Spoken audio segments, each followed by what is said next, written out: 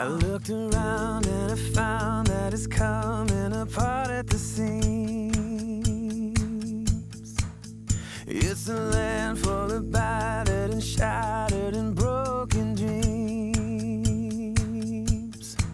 They say that evil is hunting you. But I don't know, I don't know, I don't know, I don't know what it means. I think that I could have saved it if only I had enough time. Just a few simple words would have thrown it all back in line. And then some well-meaning soul says it's all for our good. But it feels like we've fallen too far behind. Oh, I believe,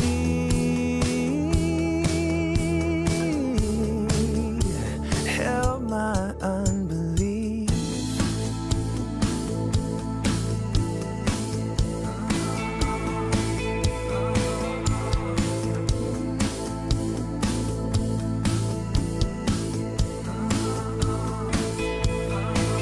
You say the people in darkness have seen a great light, but I just haven't seen it in such a long time. I'm waiting for that kingdom to come. I'm longing for more than this bread and wine. Oh, I believe,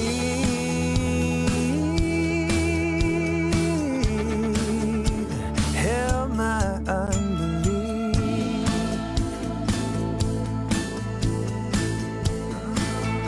Help my unbelief.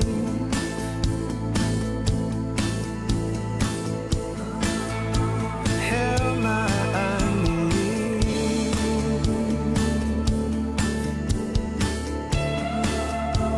Help my unbelief.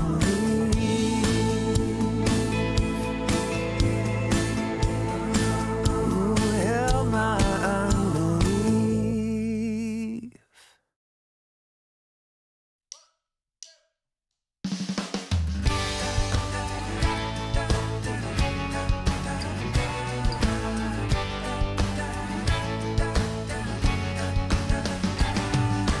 Look how far we've come. Our mothers would be proud. We say what's on our mind, no matter who we tear down. Ooh, I've got something to build. You know that I'm smarter than you, so just let me do my thing. It's the best thing for you. I know I can hear you, I know you can hear me. All of this noise and no one is listening. Keep talking louder, make them the enemy. All of this noise and no one is listening. Hey everybody, welcome to the live stream. Let me know, do me a favor. Let me know that you can heareth and seeth me and see my screen. Bye-bye, iTunes. I don't mean to brag, but that track sounds good. So please do not interrupt me. I'm just saying that. Yeah, maybe it was to brag. I got coffee in my mouth. I'm rocking. I am so branded today. Home Studio Corner shirt. Home Studio Corner mug. Should probably put that in the. Check. How's my volume over there? You hear me okay? Am I loud enough? It looks like I'm not quite loud enough. Chicka chick. Sugar, sugar, sugar, sugar. Let's check the compressor settings. Compressor is doing, yeah, it's doing its thing. Let me turn that preamp up a little bit. Hey, hey, hey. Check 1, 2. Hey, hey, hey. Tad low. Okay, all right. I'll get up a little. Hey, hey, this is Joe from Home Studio Corner. Hey. Okay. All right, good. A little more 2K. Yeah, I don't like 2K. You can forget it. All right, cool. Let's, Ben, you're one of like the 4 people who own an HSC t-shirt. And the other 3 are people I'm related to. All right. Let's do an intro. If you've never been here before, welcome. I'm glad you're here. I'm going to do a weekly podcast, and I stream it live. So you on screen, you see my recording session where I'm actually recording the podcast to go up, MP3 to go up. Only Scott Stapp impressions. Man, I was a big Creed fan for a minute. So I record the podcast here live, answer your questions on the stream, and then this video, and then the audio, and it all goes up on the interwebs for all the people who don't make it live. So yeah. So let's, I feel like that camera's not quite centered. There we go. Let's do an intro. Any ideas for an intro? The Scott Stapp sounds like a pretty good intro. If someone top that for an idea, otherwise I'll just come up with something silly. I don't have a lot of instruments handy. So let's do something. Hope you've been practicing about the boom. Steve, I have not. I'm going to blow it. All right. Let's do episode 212. All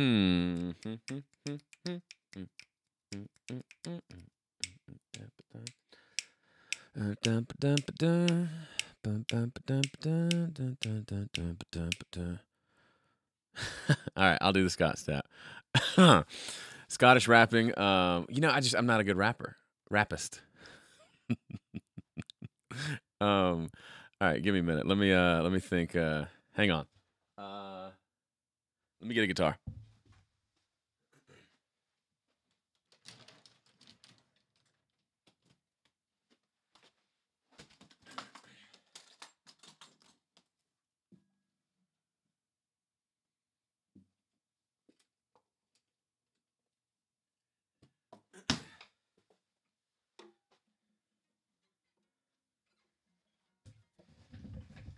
Okay, I got a guitar. We're gonna do.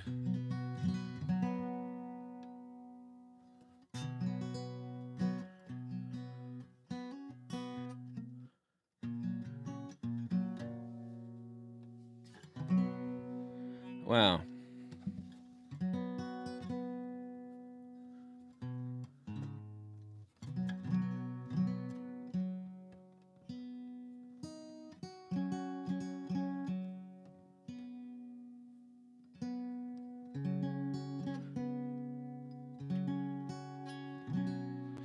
All right, I'm taking it way too much. Take the capo off. Oh, man. Okay, here we go. Let's get a, whoa, hold on. Let me mute that other one.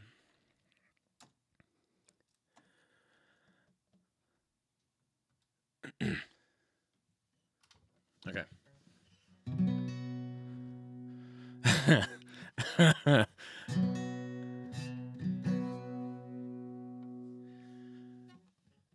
This is Ask Joe, number 212. Oh boy. Okay, let's see how that turned out. It's probably really good. This is Ask Joe, number 212. That's pretty stinking good. Hang on, let me duplicate this and get rid of some plugins. There's a gate on there. That was pretty clutch. I'm going to go ahead and say it. Here we go. This is Ask Joe, number 212.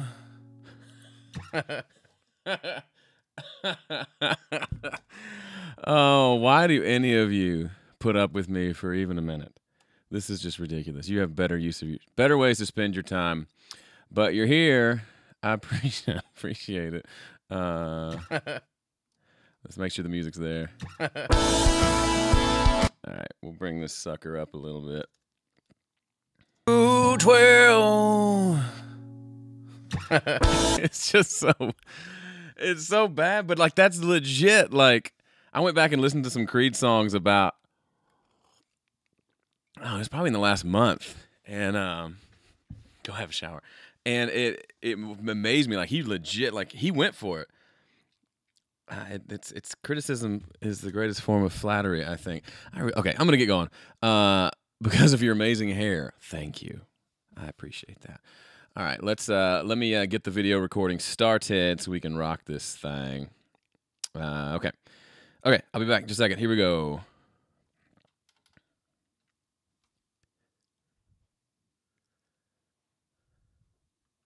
This is Ask Joe, number 212. Let's do it again. Let me try that again. This is Ask Joe, number 212.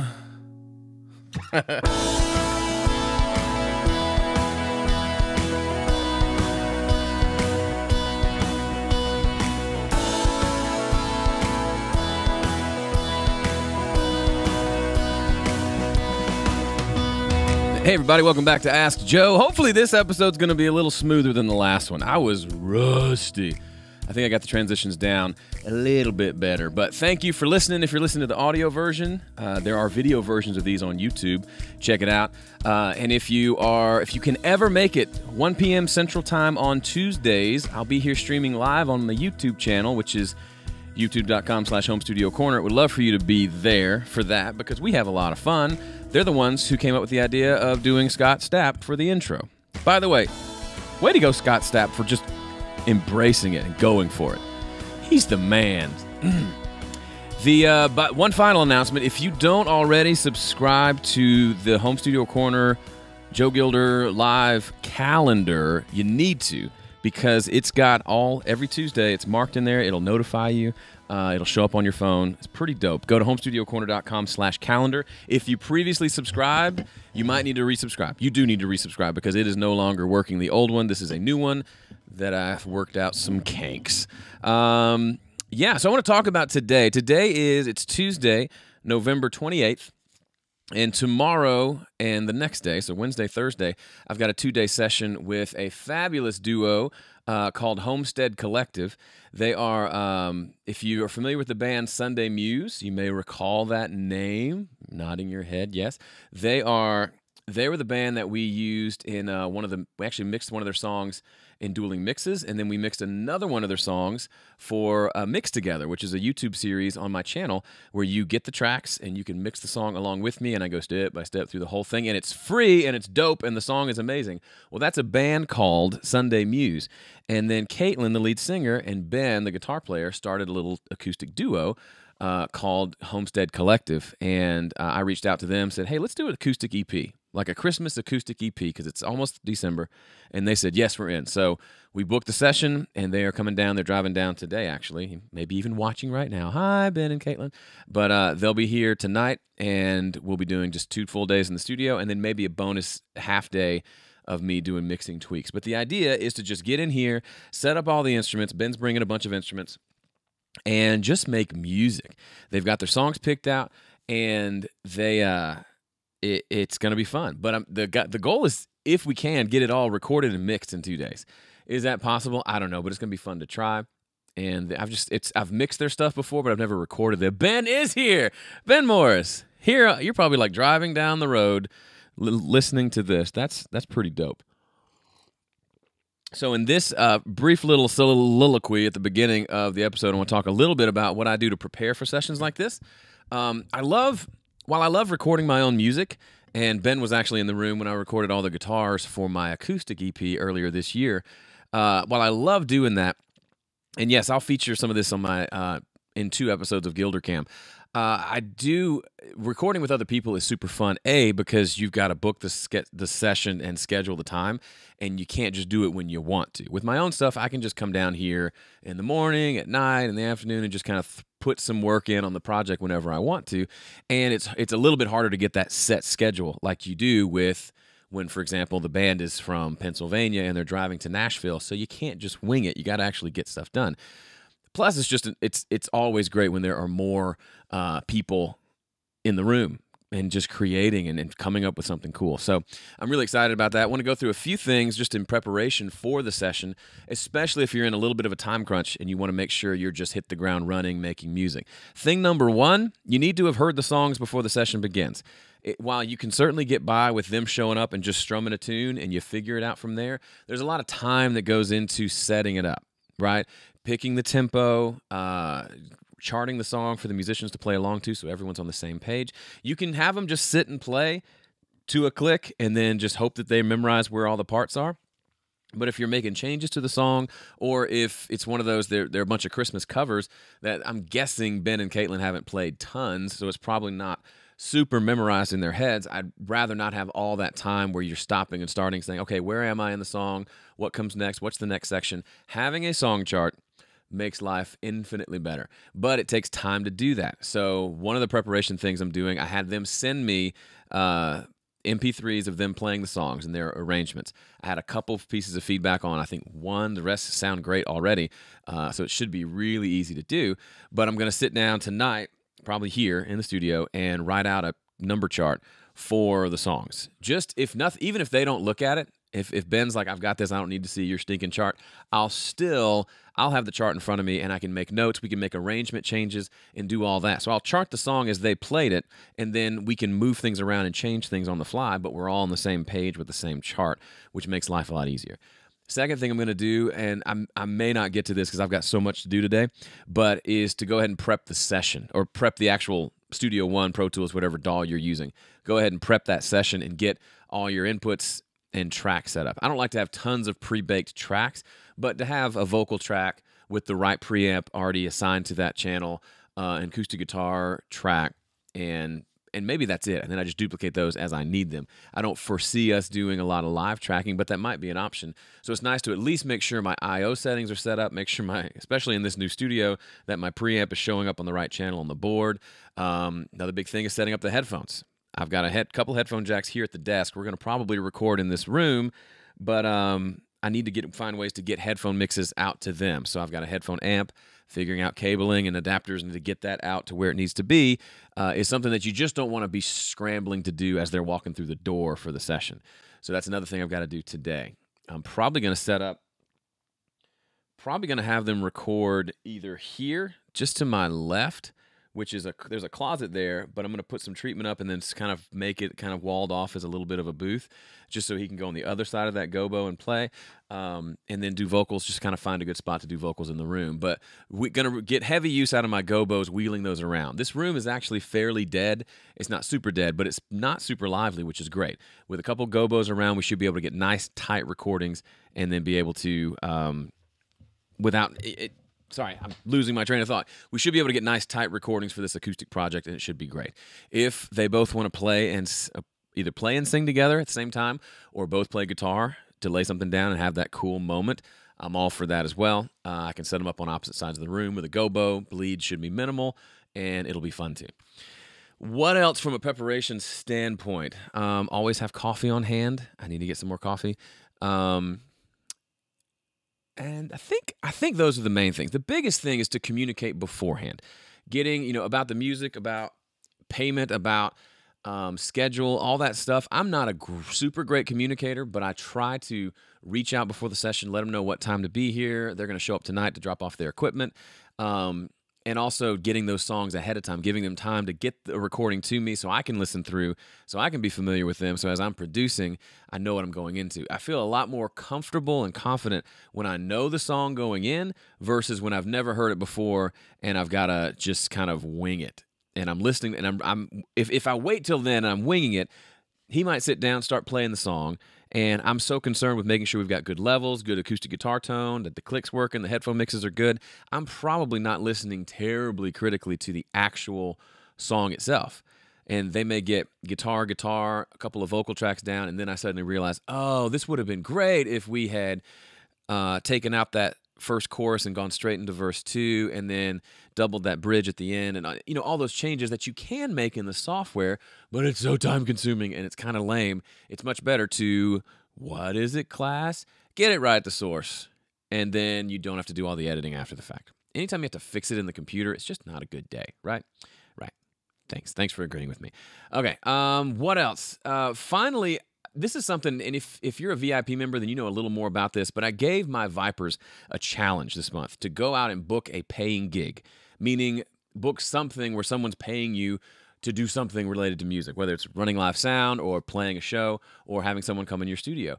And I want to encourage you just to put a little bug in your ear. One, you should be a VIP member because it's super fun and awesome. But number two, be thinking about somebody you can approach and say, hey, let's do a project together. I did this with Caitlin and Ben. I said, hey, we've talked about working together for a long time. I said, what about an acoustic EP? That gives it a time limit. We got to do it soon. And I said, come on down. I really want to make music with you. And it worked out. Who can you do that with? And it might work out for you. Boom.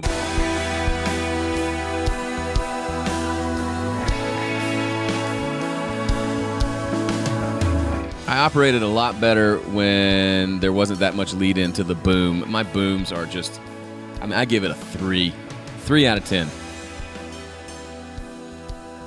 That might have been slightly better than last week's boom. No, Quinn Bizzle, I did not nail the boom. You were blinded by the bright sunlight behind me. I certainly did not nail the boom, but you're kind anyway. Okay, let's jump into your questions. If you have questions about my session that I'm setting up, questions about the studio that is just about finished setting up, I even rearranged the couple things in my rack. I brought the central station down, got rid of the remote so I can just reach over there. It's one less thing to clutter up my desk. Put the 11 rack up a little higher and took that silly Alesis 3630 out of the rack entirely because I literally never use it. So there you go. That's one change. I was thinking about running cables through the ceiling earlier today. I'm not going to do that because that's just going to be a waste of time. Might be cool later. But if you have any questions about this or just about what you're working on, I'd love to talk more about you than me. I know that might be hard for you to believe sometimes. I'd love to hear what you're working on and any problems you've run into, any questions you have, if you need any advice, or if you want to talk about business stuff. I find that terribly fascinating. Would love to rap with you about that as well.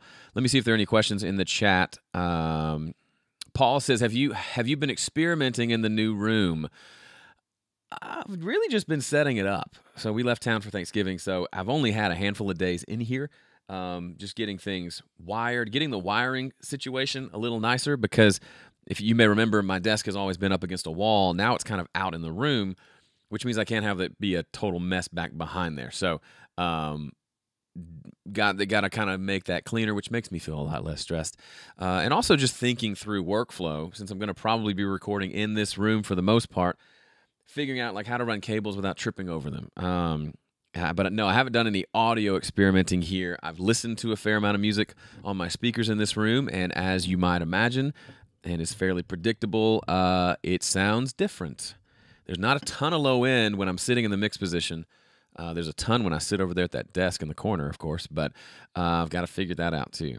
But I have several friends who've reached out to want to help me with some of the acoustic treatment side of things, which I'm sure I will tell you all about.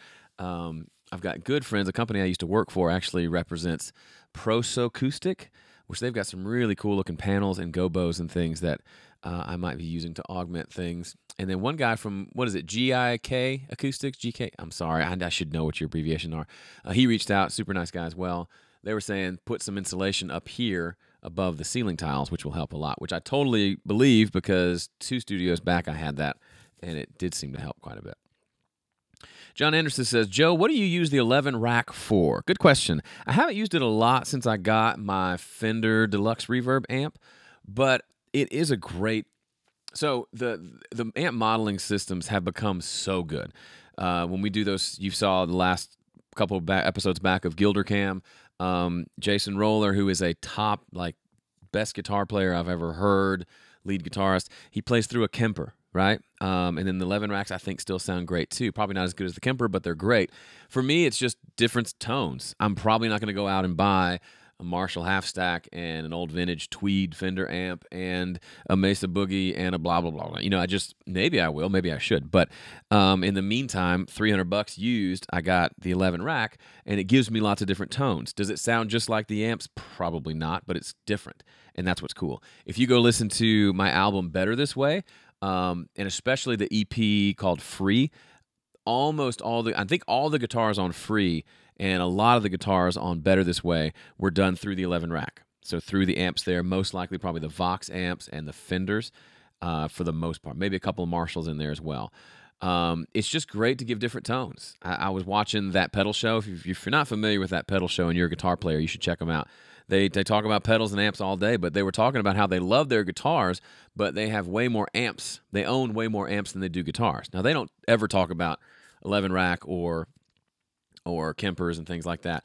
They like real pedals and real amps, but they were talking about how while guitars are great, the amps give such different ranges of tone, and then add pedals on top of that. It's pretty cool. So I use the 11 rack for that. I also have it wired up. I finally have it wired up where I can send a stereo send from my board to the 11 rack to the line inputs and record that back in. So for reamping, which I don't do any of that really, but if I want to take like a vocal or a drum track and run it through an amp or run it through some sort of cool distortion effect on the 11 rack, I can. So it's kind of like the people who like to run something through their pedal board. Doing that is fun, but you get ground loop issues sometimes, and you technically need to use a reamp box, and you have to get your pedal board out, which mine's over in the closet somewhere, poor thing. So it's kind of a nice, simple solution with this rack mount 11 rack. I can just run it, send it to that output, record it back in, just to try things out. Not to say it's not worth getting out your pedal board and running things through that as well. That reminds me, I'll probably do that for this session this week. Have the pedal board out to the side, plugged in and wired up. So if I want to run anything I like that idea. Ben Morris, we're doing that. We're going to run something through my pedal board. Ben, by the way, even though it's acoustic EP, that dude is a sick electric player. Golly, yeah. Super sick.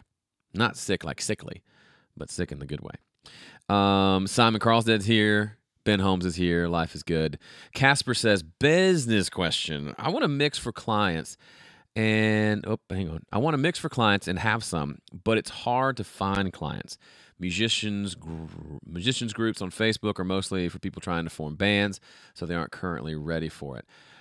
You know, it's a great question. So I'm assuming the underlying question is how to go find people to work with or people who are ready for what you do. The reality is you need to make connections with people today that will lead to a gig for you in 2 years. So if that bums you out, that's kind of the way life works. Now, you may find somebody who just, the stars have aligned and they are looking for a mix engineer and they meet you and you're mixing their stuff within the week. That can totally happen as well. So, of course, you need to still be out there and looking for that kind of low-hanging fruit. But for me, a lot of the client work that I do comes from relationships that I've had probably for quite a long time. And through just continuing to have relationships, then you earn the opportunity, you earn the ability to ask, but then also you tend to attract people coming to you asking to do stuff as well.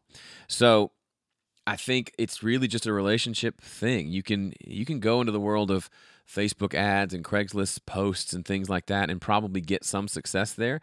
But everyone I know who has had any sort of success music-wise, you start asking them their story, and what do you notice? It annoys me sometimes when I watch interviews, but they'll start naming names. Not like name-dropping. They'll say, well, I grew up with this guy who worked at this place and got a job here, and he got me in to meet this person who then booked me to play this gig, which led me... it's all this, serendipity and right place, right time, knowing the right people, but it's just relationships. So for some people, that's an easy one. If you're like me and you tend to be a little more isolated, a little more introverted, that's probably one of the biggest struggles. So find ways to create value. So that's the first thing, is to pursue relationships. And don't be the guy who's just pursuing a relationship and it's so obvious that you're doing it just to get a gig.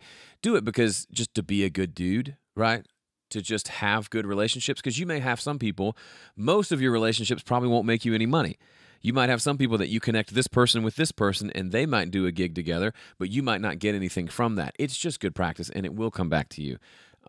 It almost always does. But And sometimes it doesn't. So I'm not going to go and say it always comes back to you. That wasn't true. But it can't hurt to just be a good guy and to connect people. The second half of that equation, or the second side of that coin, is make yourself valuable. If you're not very good, go get better. If you are really good, you have to find ways to demonstrate that for people. It's easier than ever to demonstrate your expertise with things like Instagram, Facebook, YouTube. You don't have to have a home studio corner site per se, but there are so many artists that, like Foo Fighters, for example. I don't love Dave Grohl's voice. He's great. I hear his voice. I'm like, I wish his voice was different. But the reason I like Foo Fighters so much is because he's done such interesting things and created. I've never even been to a Foo Fighters show, right? I think they're coming to Nashville in the spring, but good night, the tickets are expensive. And I may go anyway. But he's created like Sound City, the documentary about that studio. That TV series they did for Sonic Highways. It's all super interesting. It's not a tutorial. I didn't really have to pay for them. I guess I bought the TV series on Amazon, and I guess I bought Sound City as well. But it's nominal, right? It's $10, $20 he's gotten out of me over his career, but he's created such value. And I talk about him a lot on this podcast and other places because I just like what they're doing, and it's interesting to me, and it keeps me engaged and keeps me wanting to listen to their next record and find out. So their latest record, Concrete and Gold, I could just listen to it and be like, that's cool, but then I go watch a couple videos where they do interviews and they talk about how Paul McCartney played drums on one of the songs and how one of the guys from Boyz II Men did background vocals on another song, and suddenly I'm invested in the music and I want to listen to it over and over. I'm more likely to share it. I'm more likely to maybe buy a deluxe version if they release it. Probably not. I won't do that. But I might go to their show next time they're in town. That's the kind of thing. He's creating value. So how can you, with no strings attached, do things that are valuable for people, whether it's entertaining, informative, or just, I guess there's the two, entertaining or informative or funny or whatever. Just what can you do in the internet space to become more valuable so that people start seeking you out? I never started Home Studio Corner with the idea of getting clients from it. I just thought I'd have an outlet to make some stuff and maybe I'd sell an ebook one day. And I've gotten so many clients over the years, whether it's just mixing something or recording something, which doesn't make sense. You'd think, okay, I'm teaching recording and mixing. Why would anyone hire me? The people who are my audience are the ones trying to get better and do it themselves. I thought that too, but as it turns out, there are people who they'll email me and say, hey, I'm getting better at mixing. I'm not quite where I want to be, but I want to release this song. Can you mix it for me? And I say, sure thing. So a lot of that has come and I wasn't expecting it, and that's how it's panned out, which is super cool. Simon says, you never thought you'd have people fly all the way from Europe to hang out with you. This is true. Simon Carlstead is on a short list of people who attend these Ask Joe Lives that I've met in person. Nadeem Merchant's another one. That might be it. The world is so small, and I love it. Simon, I was at your store over the weekend, IKEA. Thank you for making cheap, easy to assemble furniture. Martin King says, what are the pros and cons of guitar effects pedals versus adding effects in the DAW? I think adding effects in the DAW is fine, but I much prefer... Oh, Brian Burnham's here on the live thing. We've met in person once or twice.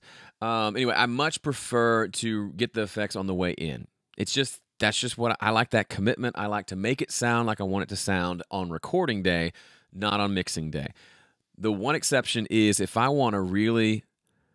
Well, two exceptions. If there's a sound that I want that I don't have a pedal for, then yeah, I'll use a plugin for that. Or if I want like a very on the grid delay sound, and I think I could get it better with a plugin than with my pedal, I'll do that. Or if I think my playing is a little off timing wise, I'd rather go in the software and kind of tighten up that performance and then add the delay onto the tighter performance. Then those are situations where I'll do that. But that's only a handful of times. Or if occasionally we're like, we want delay, we're not sure if we want a quarter note delay or a dotted eighth note delay, my suggestion would be decide and commit to it. But if you just can't decide, you can always add the delay later. But delay is about the only thing I might add later, because you may not think of it, but once you record everything else, you realize, oh, that would be great with delay. You add it on, life is good again. So that's my take on it. If you save everything for later, you're just going to have more work later. And we already struggle, most of us, with finishing things in a timely manner. If you start putting off all your creative decisions to make those creative decisions later, you're just essentially ensuring that you will never finish, which we don't want that, right? Bill says, I want to build my own gobo. What material would you suggest for the filler and the exterior material? Bill, go Google that. There are thousands of articles that about it, and it seems like the Owens Corning 703 fiberglass insulation is what a lot of people use, and then the fabric on the outside needs to be breathable. So if it's too thick, it'll actually be reflective, so I'm told. So it needs to be a little bit breathable so the sound actually goes in and gets absorbed. Ben Holmes, any tips for recording shaker or tambourine? No matter which mic I use, they always sound really sharp, edgy, and brittle. Ribbon mics. I've gotten that little Cascade Fathead. It sounds awful on so many things, but on percussion and on guitar amps, it is spot on. And they're cheap. I think $130, $160 maybe. That's not cheap, but it's not like a Royer. Super, super great. Dynamic mic. If you don't have a ribbon, use a dynamic. Back away from the mic. Also, just turn the preamp down. Your shaker track doesn't need to be huge waveform. A lot of times it sounds harsh just because it's so stinking loud. Can someone explain to me what music is? No, I cannot. That is it's an existential question. Dovey says, a church in town has a drive-by Christmas presentation where you drive around different Christmas scenes. I'm recording their CD that you play in your car explaining each scenes of the Christmas story. That's super cool. Way to go. What a creative. There's so many creative like studio gigs out there that you may not initially think of, and you may not even think it was something you want to do, but you may find it's still super creative and super fulfilling. I love that.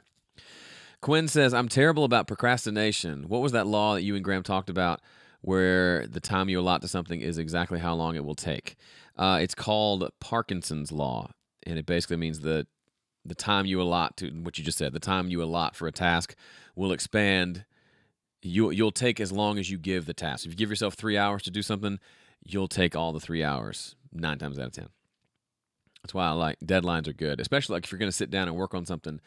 It's a great idea to say, I'll be done with this by this time. It just puts that little bit of pressure to kind of keep the ball moving instead of just kind of goofing around. I am great at this sometimes and horrible at it other times, so don't think I've got this figured out. But, we're all works in progress, aren't we? There's a shadow from the light on my microphone that's making my mouth look funny. Okay. Pete says, hey, Joe, what's the mic you use on your camera for Ask Joe? Your audio always sounds really good. Thanks, Pete. Pete, I use it's the Rode mic. There's a couple different ones. It's the one that's like $150, made by Rode, RODE microphones. It attaches to the shoe mount thing, plugs into the side. It's got its own. I don't do anything to the audio for like all the Gilder cam. That's just what it sounds like. So I believe either the microphone or the input on my camera has a limiter on it, and I dig it. So I just leave it alone. Bill McDonald says, do you finally get a patch bay? No, the only thing I did get, so there was a video I did a while back where I showed how I used just a regular like stage snake as kind of a patch bay. So I would plug the stage snake into my preamps and then label the stage snake. So if I want to go into my ADL 700, I can just plug into that channel on the snake. Also, I can drag the snake over there, so I'm not having to run 3 cables to get over here to the back of the preamp, which isn't super fun, and it's a little cleaner looking than having a bunch of cables coming out of the back of your rack plugged into all your preamps.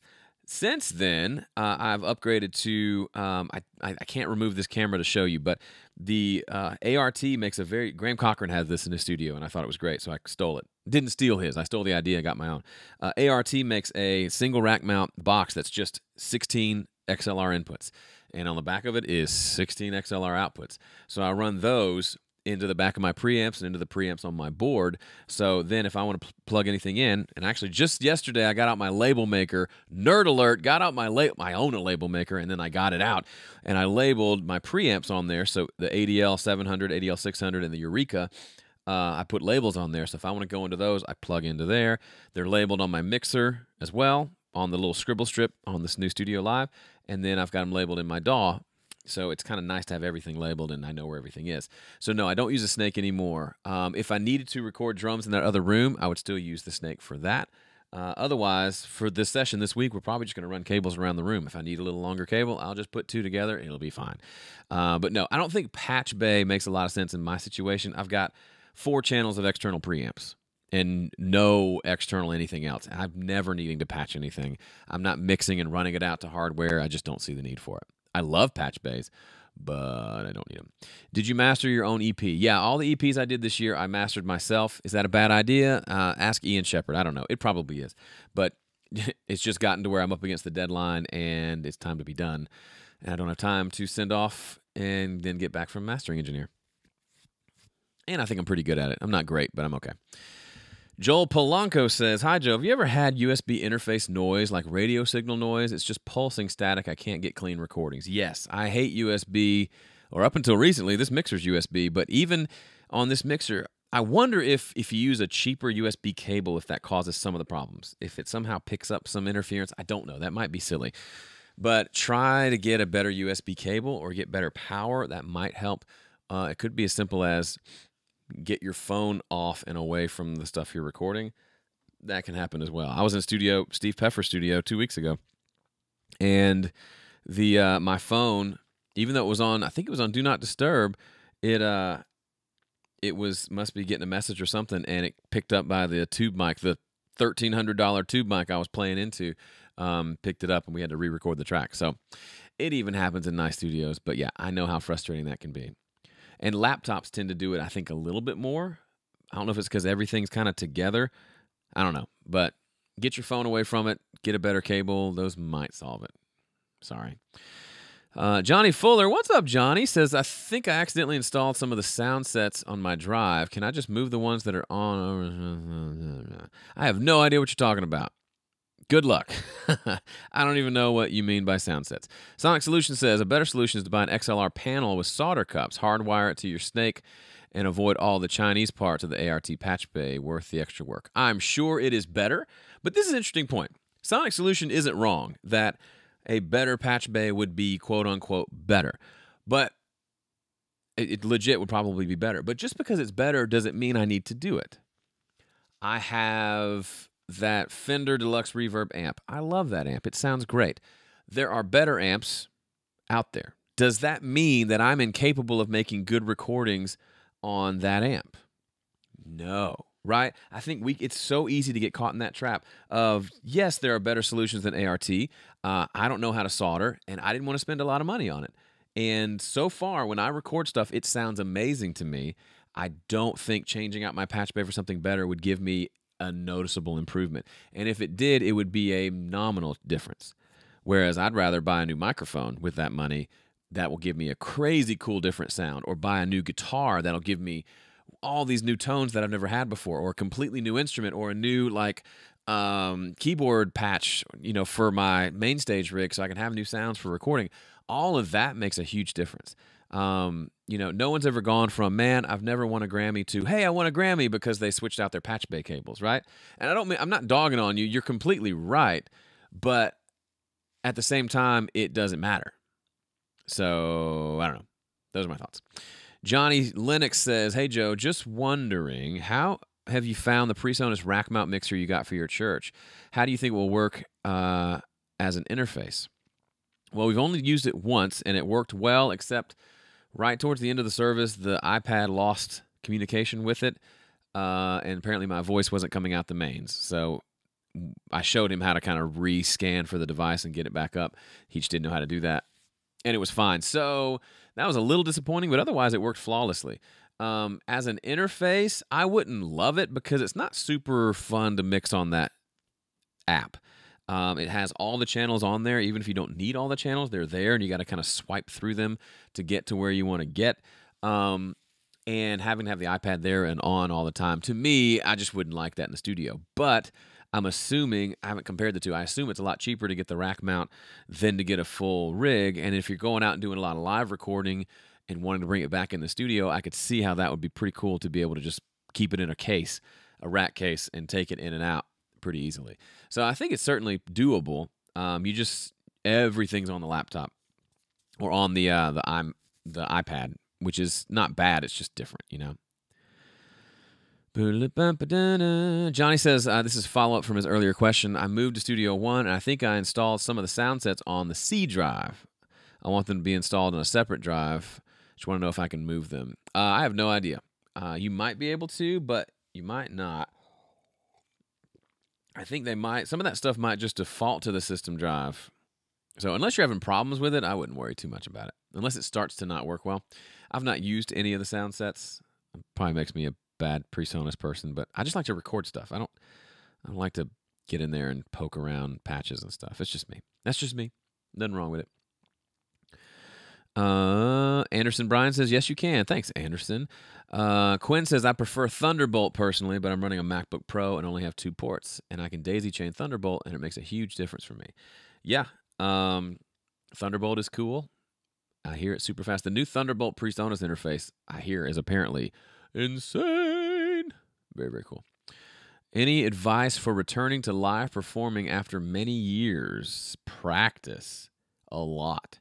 And practice, the thing I found is I could play a show and I could rehearse in my room. I could do that every day for a year. And I would get better, but I might not get super better. The thing that I found that makes me super better, and it takes more time and work, is to record myself rehearsing and then listen back. You know how, like, you listen back to a show, while you were playing the show, you thought, I am the best thing that has ever graced a stage, and then you listen to the recording and you realize, oh, I'm kind of just normal or average, or wow, my pitch was off, or wow, my guitar timing is really bad, or all those things. It's not a fun thing to hear, but if you don't, the thing is you don't realize it's happening.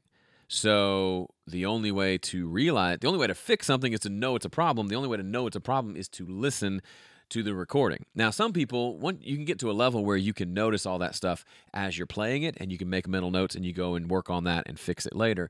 But if you're like me, that's not something that's super easy to do. So you end up needing to listen to the recording, focus on the problems, go practice those problems, record it again. Now, you can record your shows, which is great, or just record yourself rehearsing. I've done all of the above, and it's super helpful. Bill needs a link to my VIP program. It is homestudiocorner.com/VIP. As of this shooting, that's not a good word to use. As of shooting this video, shouldn't say shooting. As of today, in November 2017, it's only $10 a month. Can't foresee it going up, so you should join. Simon Carlstead says, just get out and play. I did my first concert as a singer last week. It was a lot of fun, but man, do I have to practice a lot. And that's good, right? You may think, oh, if I listen to the recording and I sound bad, I'm going to feel bad about myself. That might be true, but wouldn't you like to know where your areas of weakness are, or the places you need to work on? It's way better than being that person who thinks they're amazing and gets on American Idol and then realizes when the judge tells them they're awful, it's the first time they've ever heard that there's anything wrong with their voice. Yeah, that's not super cool. And I would even go so far as to say, hey, I'm recording 2 tracks. Double the information. I would venture to say it's not super loving on the part of their friends and family who let them go that far. No, don't be a dream crusher, but man, if the person's tone deaf, they should probably know that before they get to wherever they get. Okay. Simon, congratulations, by the way, on your first singing gig. That is so cool. I love it. Love it, love it, love it. All right, I got time for maybe a handful more questions before we try to do this outro music and see if I don't botch it again this time. It's fun to edit a podcast while you're recording it. You should try it sometime. Also stream it live on YouTube. No pressure at all. Joel Polanco says, the Running Around, my song that's actually playing in the background right now, says, man, you have the power to change my day around at any time with this tune. Well done. Any chance of it and mixed together? Ooh, I don't know if I'll do it mixed together because I don't like going back and remixing a song. But who knows? Maybe. If you want to mix it yourself, you can go to homestudiocorner.com/practice and you can get all my multi-tracks for one low price. How's that for a deal? All right, that's it for me today. Thanks so much for being a part of Ask Joe. I appreciate you, and I'll see you around. Later.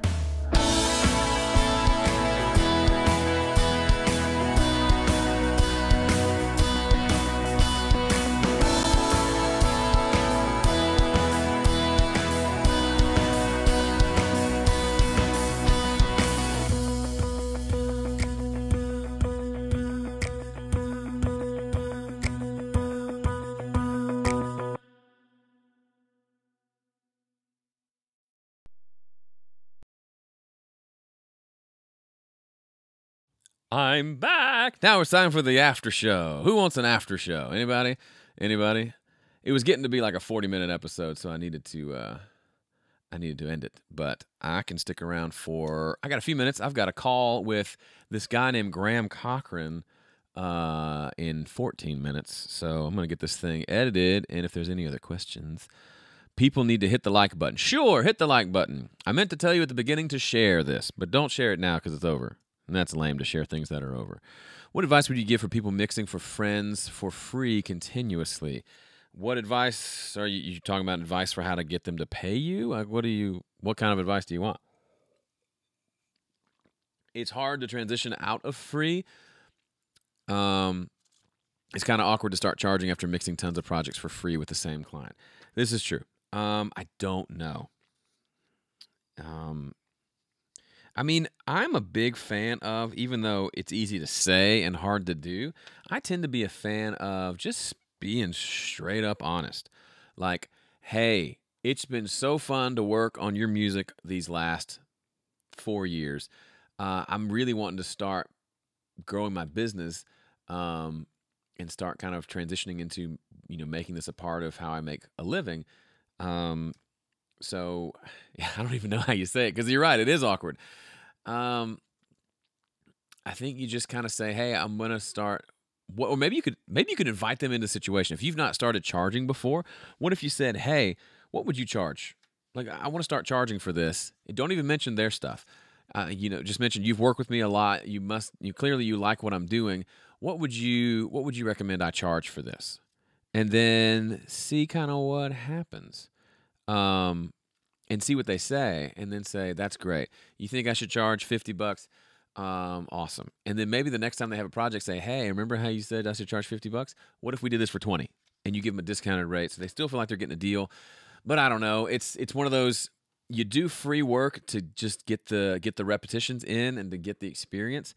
And maybe this is a person that you do for free if you like the work, and you just let them know that you're starting to charge, and maybe they'll still get it for free, but, maybe they can help you find paying clients. Or maybe they'll realize, oh, wow, maybe they'll realize it on their own. I kind of doubt that they will, but that's really not a great answer. I'm sorry. I don't know. I've not had that situation, so I can't say what I would do because I haven't done it.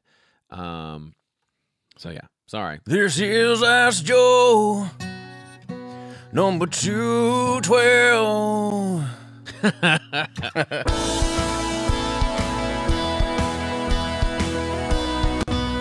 Hey everybody, welcome back to Ask Joe. Hopefully this episode's going to be a little smoother than the last one. I was rusty. I think I got the transitions down. Hey everybody, welcome back to Ask Joe. Hopefully this episode's going to be a little smoother than the last one. I was rusty. Okay. Yes, Simon, you missed I'll give it to you again, just because it was probably my favorite intro I've done. Here we go. Ready? This is Ask Joe, number 212. Oh, great. Bill says, what's the best advice to get clients? I think I said it earlier, is two things: to have relationships. Well, three things. Be good. If you're not good, then forget the other part. Actually have talent and skill and work hard at it. 2, have relationships with people who could either work with you or refer people to you to work. And then 3, create value. So a lot of the work that I get is because I've spent the last 8 years creating value with Home Studio Corner. And there are people who have maybe never bought a course from me, but they might hire me to mix their record or master it or play guitar on it or something like that. Because I've demonstrated value in tangible ways, they now want to work with me. So it's you may think, it would be easy to say, yeah, but that's not what, Dave Pensato has to do. And it's like, yeah, it's not the way it was 50 years ago. But what's the point of arguing that point, right? I mean, it's a new age, and you can reach a lot of people. I mean, I'm sitting here, the show is over, and I've still got 100 people here on the stream watching. That's insane. Like, that's just ridiculous that 100 people would stick around after the show's even over, and all, like, Ben's in England, Simon's in Sweden. I know Steve's in Great Britain. David Pratt is in America. But there's people all over the world that I would never be able to connect with a Simon Carlstead or a Bill McDonald or a Jim Edgar or a Sonic Solution or Jonathan Nosp or Steve Rossbotham or Johnny Lipsham if I was born 50 years earlier. We just never would have met, and that would be sad. So this is fun. So I use the internet to connect with people. It's a connection machine, right? And some of these people have paid me money, and some of them haven't, and that's okay either way, right? You just create enough value that people, and I'm not saying you have to go be a home studio corner, like just do something that is entertaining to people, informative to people, or just interesting. Be interesting. People dig that. What's the ratio attack release knee of a LA2A compressor? Boo, is this the best compressor for vocals? The LA2A, as I understand it, has a kind of a variable attack because it's based on like an actual optical circuit, like a light bulb. And so it's faster at different times than others. But I think it's overall fairly middle of the road, not super slow, but not super fast. I don't know. I prefer lately the 1176 on vocals, especially to get kind of an aggressive vocal, but people love their LA2As. But as always, I have to put it on a track and see if I like what it's doing that day to see if it really works. Brett and Tanner says it's like a car crash. You just can't help but look. That's the. I'm gonna screenshot that because that's just hilarious. Breton said, "Ask Joe" is a lot like a car crash. You just can't help but watch. You're all rubbernecking in my studio right now. That's hilarious. Mark says, one option for transiting from free to paying client, tell them you're starting to charge, but you would give them a discounted rate. Yeah. You know, like, and be super grateful and thankful. And I bet you people either, one of three things will happen. They'll say, oh, well, I can't afford it. Or they'll say, man, you offended me and we're not friends anymore. Or they'll say, cool, that's awesome. I've been wanting to pay you for longer. I was wondering when you're going to ask. I guess there are probably more options than that. But yeah, I think just communication and honesty goes a long way. We had a session, one of the tracking day sessions at Steve Peffer's place, where the guy sent us a song, and the way we've priced it and set it up is where you send us your song, we do a quick chart of it, and we lay it down, kind of very Nashville. If it's a really involved song and you want us to listen to a lot of references and get a lot of specific tones and you want to kind of micromanage that, it's completely fine. It just takes longer, right? We can't just listen once and then go lay it down because we can do that and it sounds amazing, but it's going to be kind of our take on the song. If you want to really direct the process, it just takes more time. So we had a client who wanted a lot of custom stuff. And so I had to send him an email and say, hey, you've paid for this. You're asking for this. We can do this and we'll make it amazing, but it's going to take more time. More time means more money. Here's a discounted hourly rate that will work out, that will do our work at a discount to cover the extra time. Is that going to work for you? And he came back and he was like, yeah, of course. And it worked out fine. And he was super great. And it's taught me like, okay, let's be a little more up. Let's cover some of these bases a little better up front. So we're not having to go back and send that email. But it worked fine. And honesty just keeps coming. Grateful We're Not Dead is here. What's up? That's the best band name ever. Grateful We're Not Dead. Turn the sofa for this side and put a drum in front of the fireplace. Well, I don't have a drum, but I may turn the couch around. Who knows? See, it's like a nice sitting area. We sit around the non-working fireplace. Isn't that great? What's the most recent thing you've learned while engineering a session? That's a good question. When